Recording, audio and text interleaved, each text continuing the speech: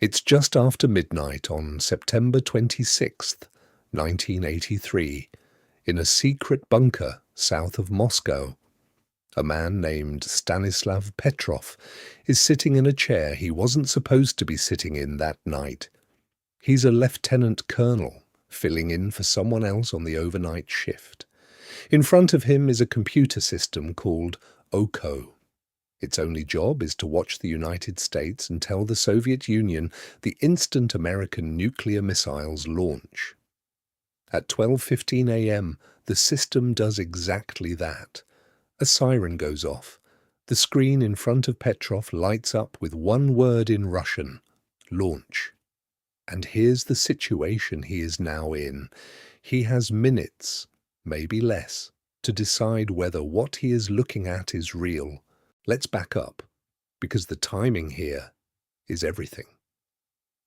The autumn of 1983 was arguably the most dangerous moment of the entire Cold War, more dangerous than the Cuban Missile Crisis in the view of many historians, precisely because almost nobody knew how dangerous it was. 3 weeks earlier, the Soviets had shot down a Korean Airlines passenger jet that strayed into their airspace, killing 269 people, including an American congressman. The rhetoric on both sides was venomous. The Soviet leadership, under an aging and paranoid Yuri Andropov, genuinely believed the United States might be preparing a first strike. They had a standing intelligence operation specifically looking for the warning signs of a surprise nuclear attack. So when the alarm went off in that bunker, it did not go off in a moment of calm. It went off in the middle of the most primed, most fearful stretch of the nuclear age, and the system was telling Petrov the Americans had fired. Petrov's job, in that moment, was mechanical. Protocol was clear. If the early warning system reports a launch, you confirm it up the chain of command, and the Soviet Union launches everything it has before the incoming missiles can destroy its ability to respond. Launch on warning. That was the doctrine. He was a link in a chain designed to remove human hesitation from the process. But Petrov hesitated. Something bothered him. The system was reporting that the United States had launched exactly one missile. Then the count changed. 2, then 3, 4, 5. 5 intercontinental ballistic missiles inbound. And that was the detail that didn't sit right, because Petrov understood the logic of nuclear war better than the machine did. A real American first strike, the kind designed to cripple the Soviet Union before it could retaliate, would not be 5 missiles. It would be hundreds, launched all at once, an overwhelming wave meant to destroy Soviet command before anyone could pick up a phone. 5 missiles made no sense. 5 missiles was not how you start a war. It was, if anything, how a computer makes a mistake. But that was a judgment call, and everything around him was screaming that it was real. The siren. The word launch in enormous letters, 30 other people in the bunker watching him. And a satellite system that was supposedly infallible now insisting, with the highest confidence rating it could give, that missiles were on their way.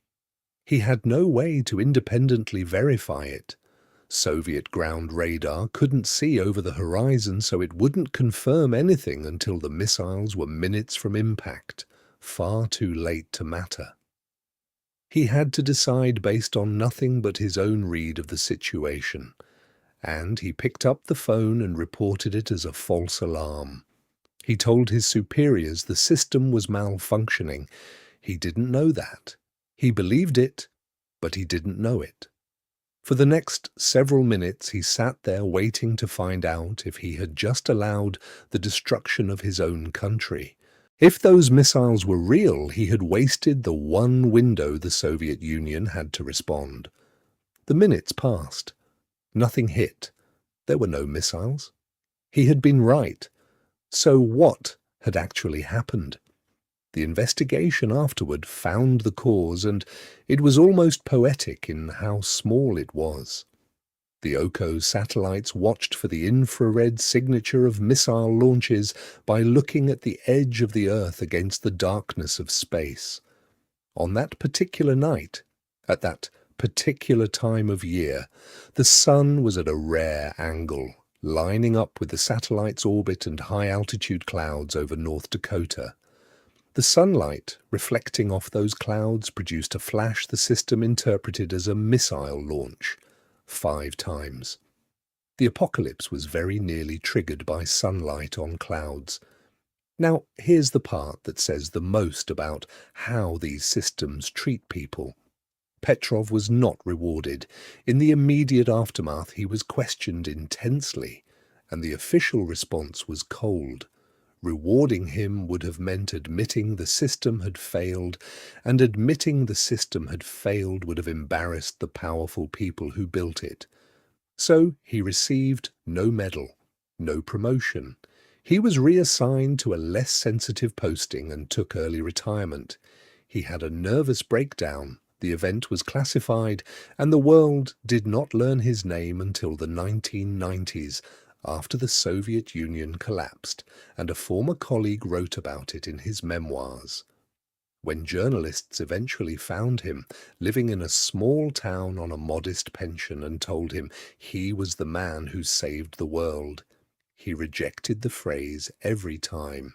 He said he was simply the person who happened to be on shift. He said he didn't do anything special. He just refused to be the machine.